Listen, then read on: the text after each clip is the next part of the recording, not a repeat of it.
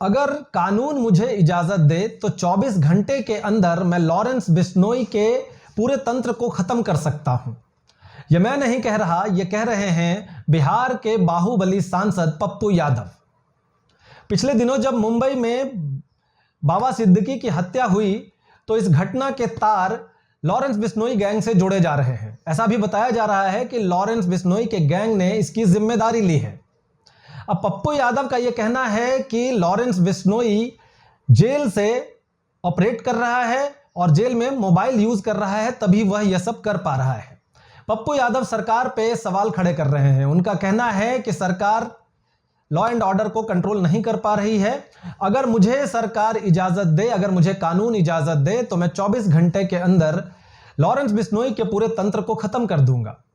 अगर आप पप्पू यादव को नहीं जानते हैं तो मैं आपको बताऊं कि पप्पू यादव कौन है।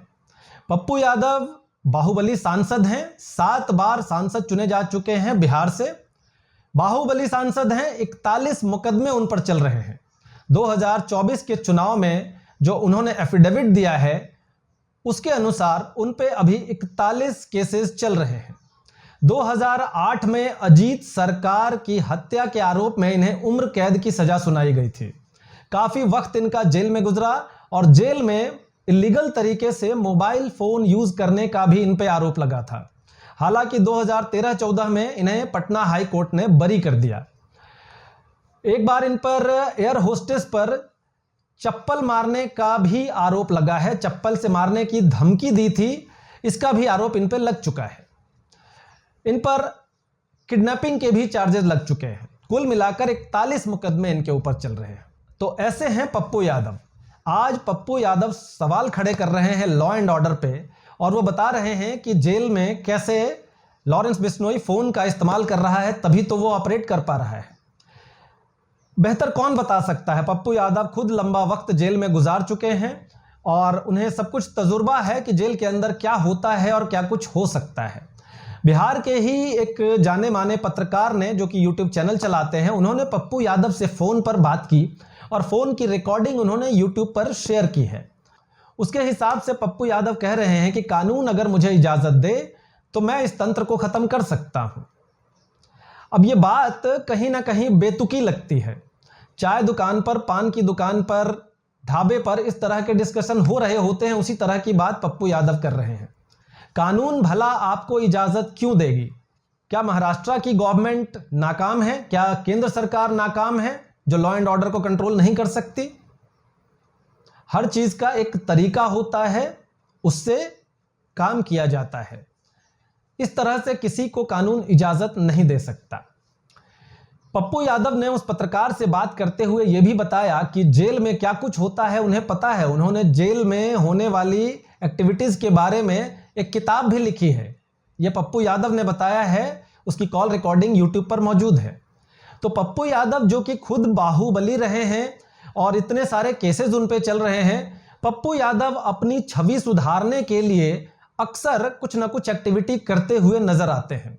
कभी बाढ़ पीड़ितों को पानी में उतरकर मदद करते हुए दिखते हैं, कभी साइकिल से घूमते हुए लोगों को 100-100 रुपए के नोट बांटते हुए दिखते हैं। तो अपनी छवि सुधारने के लिए वो कई बार अलग अलग एक्टिविटी कर रहे होते हैं और उनकी हरकतों से ऐसा लगता है कि उन्हें लाइमलाइट में रहना पसंद है। तो ये जो बयान उन्होंने दिया है कि मैं इस तरह के तंत्र को खत्म कर सकता हूं, ये कहीं ना कहीं उसी कड़ी का एक हिस्सा है। या तो वो लाइमलाइट में रहना चाह रहे हैं या फिर उन्हें लगता है कि उनकी बाहुबली छवि और उन पे जो केसेस चल रहे हैं उनके बारे में कोई जानता नहीं है।